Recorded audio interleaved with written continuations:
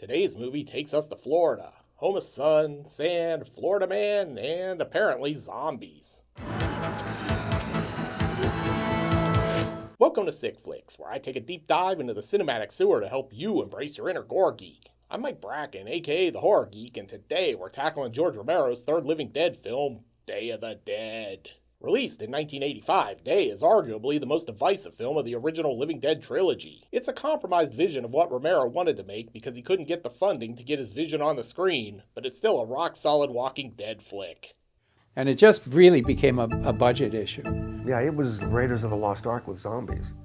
Because of the budget issues, Day is a smaller, more claustrophobic film than Dawn. We swapped the sprawling mall for a nondescript underground bunker. It's a fitting metaphor. By the time Day happens, the noose is tightening around humanity's neck. Day is Romero at his most pessimistic. It came out of what I was perceiving at the time as a disintegration of values of trust. There's no hope for humanity as a whole, which is why his heroes are so determined to try and find their own happiness and start over. Let's get in that old whirlybird there, find us an island someplace, get juiced up, and spend what time we got left soaking up some sunshine. The bleak tone and claustrophobic setting are what makes Day either a classic or a chore to sit through, depending on who you ask. I remember at the premiere of it in New York that there were audience members that actually booed at the end. For me, Dawn will always be the vastly superior film, but Day has its moments too. Most of those moments come courtesy of Tom Savini, which begs the rhetorical question, is Day of the Dead splattery? Let's get to the gore and find out. We fade in on this person sitting in what looks like a holding cell. Man, I knew getting drunk and spray painting dongs on billboards was gonna end badly. At least they were nice enough to put a calendar in here. No need to mark the passage of time on the wall. She's busy figuring out how many more years she's got in solitary when she spaces out right into this jump scare. And it was all a dream. She's over here in a helicopter. Wait, did they steal this from Roger and Franny? Apparently, this is a different helicopter, but they're getting the same results. Sending up and down the coast from Sarasota to the Everglades and still getting back the same dead air. Just how many helicopters were flying around during the zombie apocalypse anyway? Did the FAA know about this? And then we take a nice leisurely flight through the credits. There's the late Joe Pilato, making his second appearance in a Romero zombie movie. He gets a much bigger part here than he did in Dawn of the Dead. And here's the recently passed G. Howard Clark, and Romero regular John Amplas, who was the star of Romero's criminally underrated vampire flick, Martin. And no, not the show with Martin Lawrence. And here's Tom Savini partner Tasso Stavrakis and KMBFX legend Gregory Nicotero. Man, this is a good cast. And special effects by Tom Savini. This is, hands down, some of Savini's best work. I'm sure YouTube will demonetize this video if I show most of it. Also, interesting choice to go with EFX here. Anyway, these guys have touched down here in Florida. And as someone who lives in Florida, I can tell you this is basically how it looks on any given day. The seniors here are terrible at parking. Yeah, definitely Florida, where it's pretty common to run into an alligator doing his banking. He's probably just withdrawing some funds from his 401k or something. And here's one of our many vibrant senior citizens. Let's leave this guy alone. He's feeling a little crabby. And I'm not really sure the dead walk is newsworthy in Florida. I mean, again, lots of seniors here after all. Like this guy, who clearly hasn't been getting enough vitamin D. It seems like this is a good time to note that Savini and the team really upped their zombie game between Dawn and this film. That's an amazing looking zombie. Well, yeah, Day of the Dead is one of the pinnacles, an example of practical effects. That's my masterpiece in splatter. And since it's 2:45, all of our seniors make a mad shamble for the Golden Corral so they can pay for the early bird lunch buffet but get dinner dishes. Sarah's like, please don't rush, there's plenty of mystery meat steak for everyone. Man, these guys are really hell-bent on getting to the chocolate fountain. And don't look now, but I think Cat Stevens here is about to lose it. We're all collapsing. This whole fucking unit is collapsing, everybody except you. Do you kids even remember Cat Stevens? Christ, I'm old. Anyway, these guys are hiding out in an underground bunker and things are looking bleak. Budget Bob Marley here has clearly changed his tune since everything's gonna be alright. This is bullshit what we're doing here, it's crazy. Turns out there's basically a whole city under here. It's like the tunnels under Disney World in Orlando, only with way more zombies and way fewer furries. And here's a little bit of ominous exposition / foreshadowing. Then they're learning. They're actually learning. Anyway, Zombie Rodeo is in full swing, and this lucky lady's our big winner. Hook her up, will ya? Back in the cell, Sarah's about to give Cat Stevens a sedative, but he's holding out for the H and gives her a taste of his pimp hand. Stay away from Over in another room, Rhodes is giving this scientist a less than glowing performance review. Yeah, I'm gonna need you to work this weekend. Have those TPS reports on my desk by Monday. Sarah is totally on board with that. Yes, sir. Fuck you, sir. And now we jump over here to meet Dr. Logan, aka Frankenstein. I wonder why they call him that. Oh, that's why. But before we can meet him, Sarah's gonna get all up close and personal with Bub the zombie in this jump scare. At any rate, the doc breaks down the zombies for us. They're not really hungry. It wants food, but it has no stomach. It can take no nourishment from what it ingests. It's working on instinct. And he's got some bold ideas about these walking dead. It can be domesticated, Sarah, don't you see? It can be conditioned to behave. Sure, in the future, everyone will have a pet zombie. Oh wait, we tried that in that Fido movie. Didn't really work. Sarah's not a fan of his research. But you're just proving theories that were advanced months ago, and you're not even proving them correctly. You're making a lot of assumptions here. Man, peer review sucks even during the end of the world. And maybe she's right, because I don't think Frankenstein here is really following proper scientific protocols when lining up his test subjects.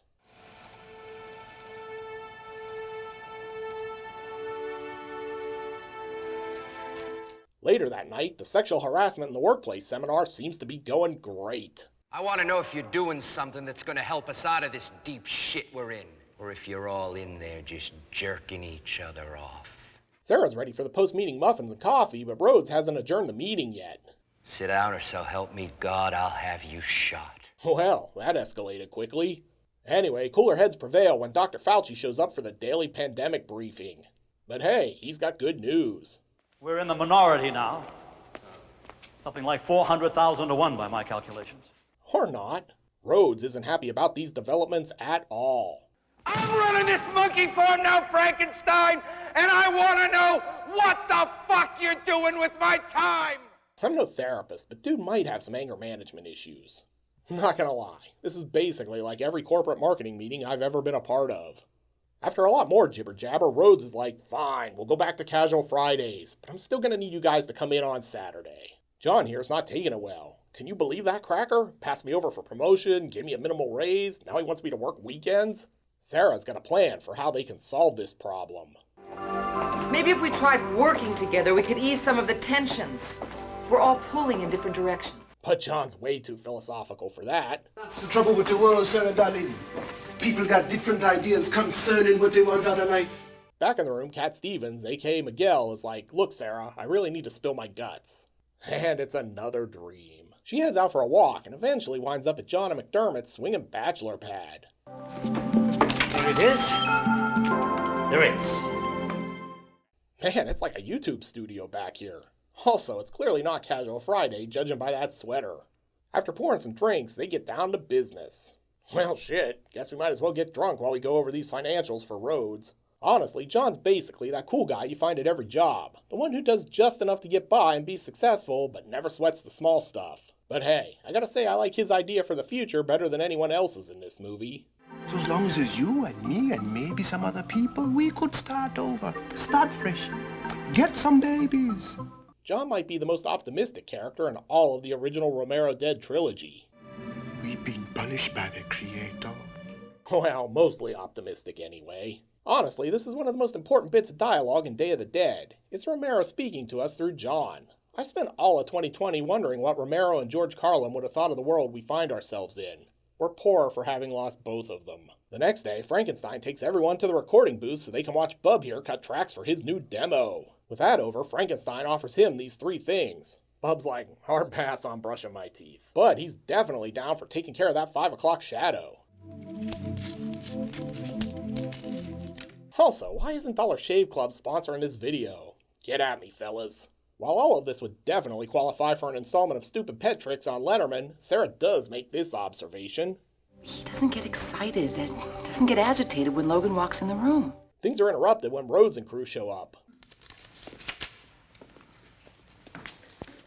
But at least Bub shows the proper respect for a higher-ranking officer.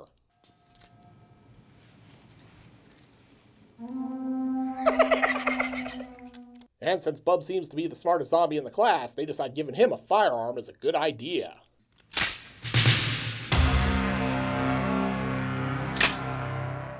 I don't know, I don't think that's good trigger safety. Rhodes, meanwhile, is still not impressed. What are we supposed to do? Teach him tricks? I think we're already doing that. Back in the tunnels, it's time for some more zombie wrangling. Too bad this one breaks free and goes right for the throat meat. They're not done, though. This one takes a bite out of Cat Stevens. Yes, that's the end of his guitar playing days. He's in rough shape, but maybe the virus hasn't spread yet. Only one way to find out. Amputation time.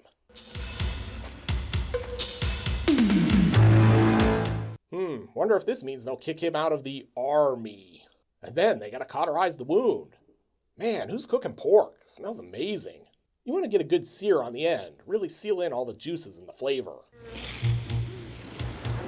After a tense standoff, Rhodes announces there's been a change in plans. Tomorrow morning we're going inside that corral and we ain't coming out till every one of those rotten piles of garbage has been wasted. Sarah and McDermott then head off for supplies. Yeah, this Winstraw should perk him right up. Says here it helps with recovery. Add a bonus, he gets jacked. While she's doing that, McDermott finds Bub's mixtape demo. This is terrible. And they find the Doc's other science fair project, this animated severed head. Just 5 minutes. God. I really feel like Frankenstein and Herbert West would have worked well together. Meanwhile, Bub's rocking out. Oh man, this is my jam right here. Of course, jamming out can make you work up an appetite, so Bub gets some dinner, and Rhodes clearly didn't approve of these menu choices. What are you giving him in there, Frankenstein? They blast Frankenstein for his transgression, then Rhodes basically repeals the Second Amendment single-handedly. Take all their guns! All their guns! Rhodes is ready to break camp. We're getting out of here right now. Holy bird can't hold us all. Well, now there's one less. Will it hold that many? No? Well, we can drop some more dead weight. While McDermott and Sarah flee into the zombie-infested catacombs, Steele here serves up a delicious helping of knuckle sandwich to John. And while all that's going on, Cat Stevens is heading topside, and Bub's got himself free. Things are definitely going sideways at this point. But wait, it's gonna get worse, because Miguel trashed the elevator on the way up. Somebody took us apart. The only other controls up on the platform, the hand box. Now they're trapped down here. Rickles, we can't get out of here. Fix it! John escapes and heads into the tunnels, blasting zombies like he's Leon Kennedy in Resident Evil 4. Back above ground, this is happening. Hello, Sarasota! I'm Cat Stevens. Are you ready to rock? Man, those zombies are busting through the gate like there's an AARP discount on Life Alert bracelets over here. Turns out it's not Life Alert bracelets, just another all-you-can-eat buffet. Miguel will be your main course.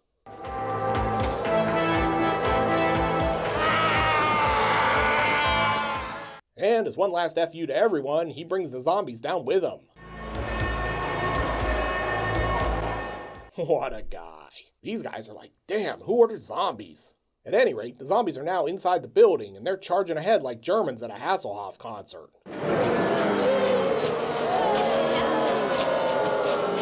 Look, I hadn't made a Hoff joke in a while. We were due. Anyway, while all that's happening, Bub finds dead Dr. Frankenstein and is not happy.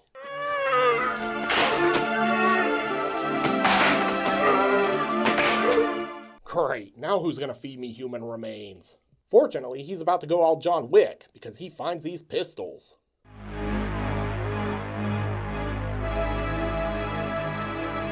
And this is where Day gets splattery. No idea how much of this I'll get away with showing you. But you know how you can see it in all its gory glory? Buy or rent the movie. You could say this dude's going to pieces. And then Rickles here gets it.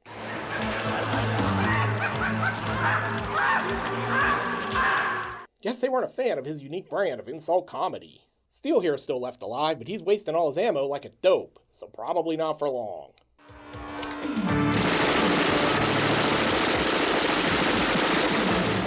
He survives for the moment, but runs right into an armed and dangerous Bub. Too bad he's so focused on him he doesn't see the zombie horde coming up behind him.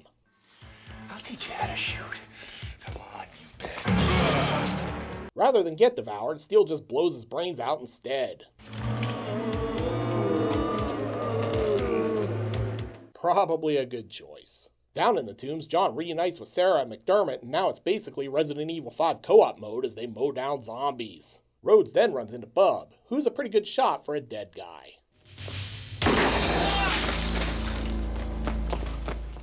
And then Rhodes flees right into this wall of zombies in one of the all-time greatest lines in horror film history.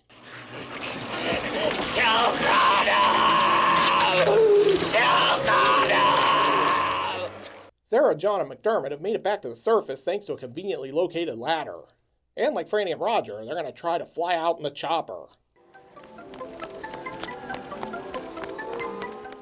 Too bad she opens the door to this jump scare. Except it's a dream, and she wakes up on a tropical beach.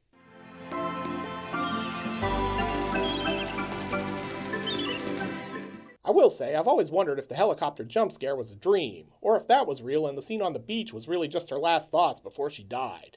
I feel like you could go either way on that one. At any rate, Day of the Dead was the last film of Romero's original Dead trilogy. Fans clamored for more for years, but didn't get Land of the Dead until 20 years later. For my money, Dawn of the Dead is still the best of the Romero zombie movies, but I know some of you prefer Day. You can make a case either way. I think Dawn's world and characters and story are way more interesting than Day, but I also think Day's effects are far beyond anything Savini achieved in Dawn. Speaking of Savini effects, can Day of the Dead shamble its way to a 5 Barf Bag rating? Let's go to the gore card. In terms of gross anatomy, Day of the Dead over-delivers. We're treated to multiple medical experiments, amazing zombie design, numerous bite wounds, men ripped in half, and enough intestines to start a sausage factory. Savini's FX work is amazing in this film. Even by today's standards, the practical gore gags in Day of the Dead hold up. This is legitimately some of Savini's best work. As such, there's no way Day of the Dead can get anything less than a full 5 Barf Bag rating. This is definitely a sick flick. Looking for more zombie gore? Then be sure to check out my review of Romero's Dawn of the Dead. You'll find a link here on the screen. I'll meet you over there. Until next time, I'm Mike Bracken, aka The Horror Geek, bringing you all the splatter that matters.